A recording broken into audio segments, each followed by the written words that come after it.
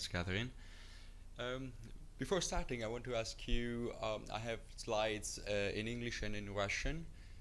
Is anybody? Does anybody not understand English in the audience? Everybody understands English? Yeah. So I'm gonna go with the English version only. It will be less confusing, rather than showing both of them. So yeah, you learn a little bit about me from Catherine's presentation. I'm presenting my game here, which some of you guys might have seen down in the hall. I'm presenting at the Indie Showcase. It's a 2D puzzle called Quad. Um, I'll show you some pictures. You might remember it. I can see some of you guys actually came over at the desk and tried it. This talk is about my experience making the game and what I learned from making it from scratch, from start to finish, as an independent developer. So let's get it started. I've structured the presentation in different chapters, and the first one is about productivity. I found that when you work by yourself, it might be really tricky to be productive. So I figured out a few points that I stick to when I want to try and be as productive as possible. Um, First of all, I personally don't believe in multitasking. I think the human brain is not designed for multitasking, at least for male developers. If you're a woman and you think differently, it's totally possible. They say that women are very good at multitasking. But as far as I'm concerned, I think in order to be productive, you tackle one task at a time instead of jumping from one to the other and come back to the first one. Um, Another good advice is to time your task.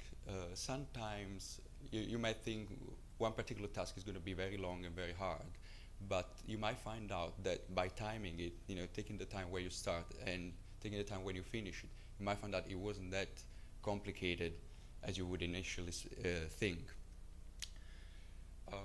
Another point I struggle with, because I'm a bit of a perfectionist, is perfect is the enemy of good for me, which means if you tend to polish things too much, you might spend a lot of time on very tiny details. They're not crucial to your game. So you had to give yourself a limit after which you stop polishing, you start perfecting your game and move on to more important things. The fourth one is pretty self-explanatory. Checking Facebook and Twitter feeds doesn't count towards your working time. You might sit there at the computer, you believe you're working, but you're actually checking your Facebook account. That doesn't count towards your working time. Any person who works with computer might know, computers are a great source of distractions, because nowadays you can do everything with computer. You can listen to music, read newspapers, watch YouTube videos, and it's very hard sometimes to keep your concentration with all these distractions there. So what I suggest and what I do myself, I try to perform as many tasks as possible away from the computer. So, for example, planning, writing a to-do list, sketching, making designs. I try to do it on a different desk with pen and paper, with traditional pen and paper, so that I don't get distracted while I'm working. And this is kind of natural consequence. Find an environment that is devoid of distractions and interruptions. If you work in a busy room with people who are talking, you're more likely to get distracted and to stop your flow of thinking. How to foster your creativity? A few points that I've been writing to myself in order to get as creative as possible. I've noticed that more often than not, the best ideas come while you're not working, while you're doing something else. Maybe you're commuting to work or you're walking in the park. Always carry pen and paper with you. or a voice recorder, because an intuition, a little idea that you might have at some point might not come later. So you want to fix it down on paper or record it and work on it later. Something that works very well with me is to reserve some time to be alone and think. Um, Sometimes you really need not to have distractions and focus on your flow of thoughts in order to develop your ideas. Bounce ideas off other people. I think this is pretty self-explanatory. It's very important. It's very important to talk to other people and to see things from their eyes, um, to listen to their opinions in order to tweak and adjust your own ideas. So I find it very useful to speak not only to other game developers, but also people who don't play games normally. They give me a different perspective on my own ideas. Take interest in stuff that is totally unrelated to making games. I think most of or many great ideas for games come from different fields in knowledge. Games have been inspired by biology, if you know, for example, spores from Wheelwright, or by history, if you have been playing Civilization from Sid Meier, or even plumbing, if you're playing any Mario from the great designer Shigeru Miyamoto. So having a healthy set of different interests also helps you have new ideas for games. Sometimes being too focused on games results in coming up with ideas that already exist and making something too similar to something that already exists. Game design wise, this little dude that is appearing on the side is one of the monsters from my game. Listen to your game, meaning play it often, observe other people playing it, and you will notice that the more you see people playing it, the more you will notice its flaws, its sticking points, the boring bits, and you will have an opportunity to improve your design. Never be afraid to change your game. I found this particularly true with me. I tend to be very defensive of my ideas, but I've noticed this comes to a disadvantage for my game. So obviously, changing your games means working longer on it, and I think everybody's got a lazy side and doesn't want to change things, or gets too attached to the game or to some of the features. But I recommend not to be afraid to change the game, experiment with things, change things around, and if something doesn't work, if you see people playing your game and something is not triggering fun or entertainment, don't be afraid to ditch it. More often than not, game design is about removing feature more than adding feature. So it's a subtractive process rather than adding features to your game. Another one, I think everybody who's ever been making a game by themselves know the importance of iteration. So your final game is never going to be like your original idea. It's like an evolutionary process. What survives in your game is what works, and the natural selection, so to speak, in your game, the selective factor is the player. So what works with the player is good. What doesn't work is probably not designed very well. So it's important to test your game often with as many people as possible. Observe what the players like, and change your game accordingly.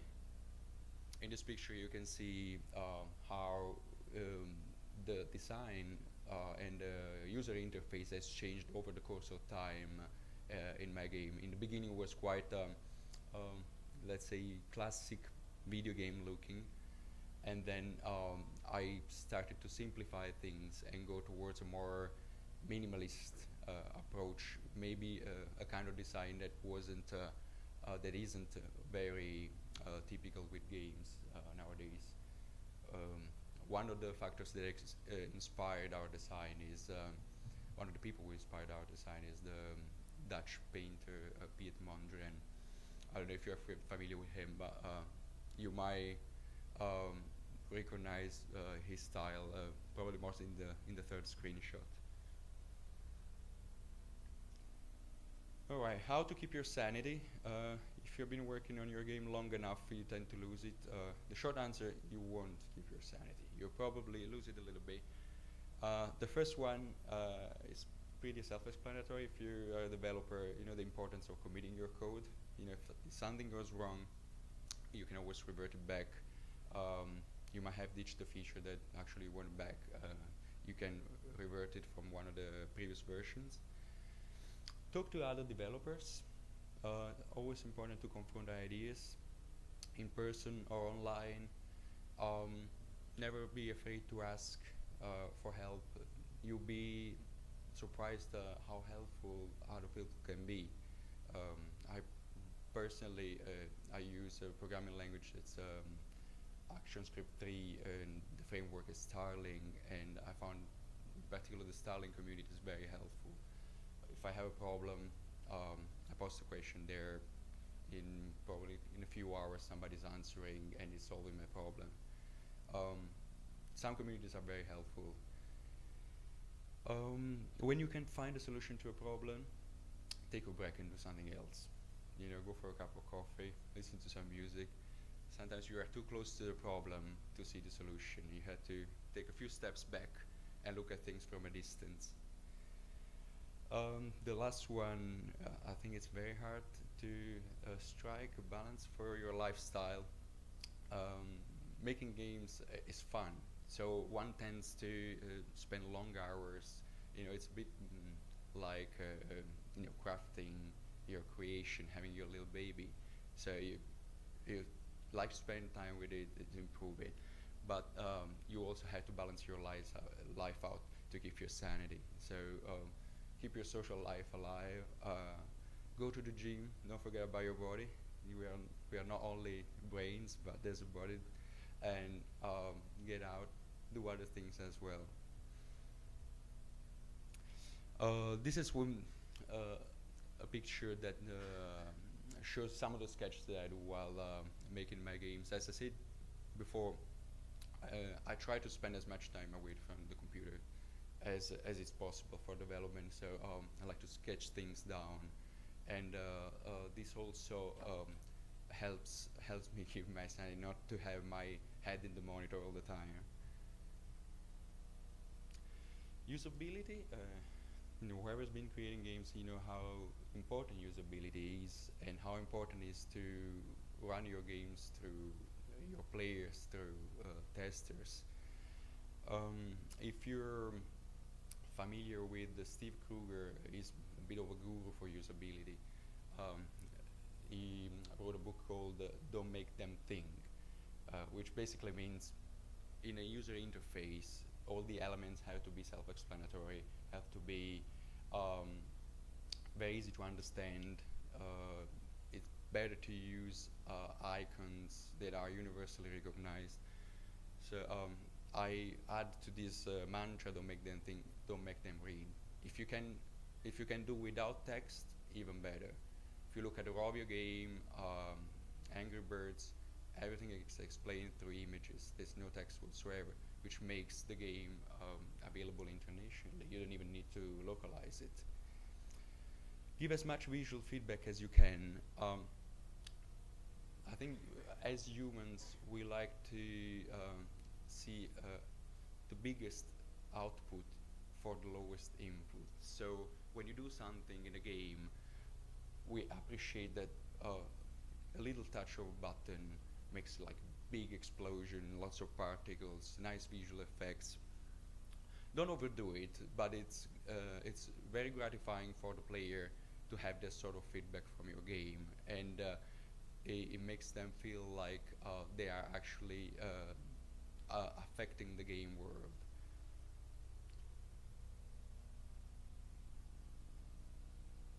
Sorry. Yeah, the risk there is to make too many things happen, to go out of style from your game. So always keep an eye on the style. If you have an art director, you will be able to keep things consistent and looking like belong to the same product. Test often, make changes, then test again. The iterative process, very important. It's important to test from the beginning. From the beginning, it's easier to make changes. As you know, it's a lot harder towards the end of the development process, and it's also more costly. So test your ideas, test your prototypes, your alpha, your beta, as often as possible. Go back to your computer, make changes based on the feedback you got, and test again. Test with people who have never played your game. Don't test with friends. They have a vested interest in your feelings, which means they don't want to hurt your feelings, so they might not be as honest as possible. Actually, actively pursue negative feedback. Negative feedback is the most valuable kind of feedback you can have, because it helps you see what's not working in your game and make changes accordingly.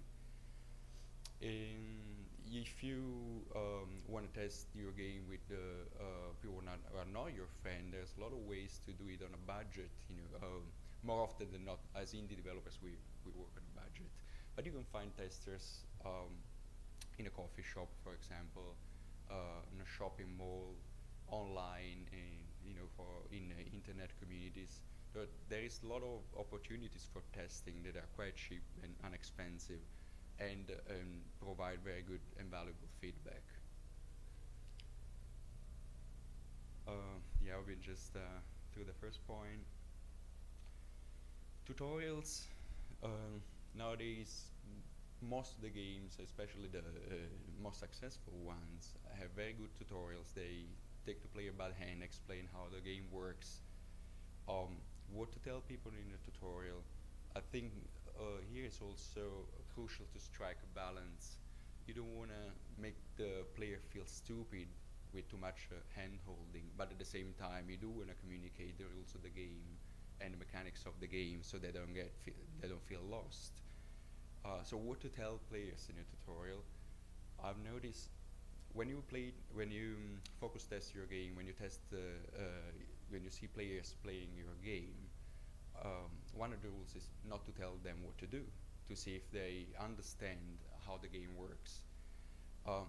So in a tutorial, you should explain exactly the things that you would have liked to tell them while they were playing, and you couldn't because you were testing. So if somebody's testing your game and there's something that they are not getting, and you would have liked to tell them how to do that, this is definitely something that goes in a tutorial. And we got to the end of the presentation, and if you want to keep in touch, here are my Twitter contact, the email, and Facebook page for the game. And you guys are very welcome to ask me questions if you have any. Do you have some questions?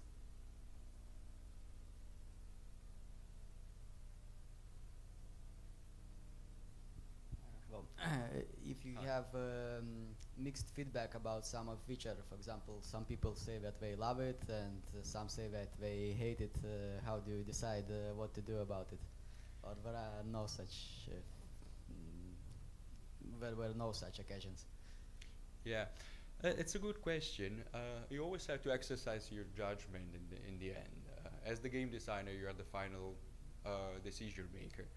I usually go statistically. If out of 6 people, 4 find a feature annoying and 2 are okay with it, I'll go with what the most people think. One of my rules is the player is always right. So what the majority of players think is right, because they are the ultimate users of your product, right? So I would say, as a rule of thumb, go with with most of people suggest. Any more questions? I have questions for you. Sure. And which games inspired you to make your own game? Good question. My game is a 2D puzzle, so I think my biggest source of inspiration is the king of all 2D puzzles, which is Tetris, which I personally found like a miracle of simplicity and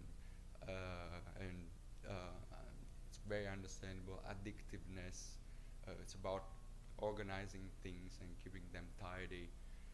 Tetris is definitely one of the inspirations. And the game mechanics itself, it's not been inspired by a game in itself, but earlier I was mentioning biology, and I have a degree in biology, and the idea of the game, if you have played it, you might know what I'm talking about. Otherwise, by all means, come along in the indie showcase room and have a try. But the mechanic of the game is about unifying, putting together 4 cells. They merge in a big one, and there are these monsters who do the opposite. They split cells, they split tiles into 4 small ones, and this comes from a process in biology is called mitosis, the division of cells. Okay, thank you so much. Let's My pleasure. thank you for your interesting lectures. Thank you, and thanks. As I said, if you want to try the game, if you haven't done it yet, I'm downstairs showcasing it at the Indie Press Showcase.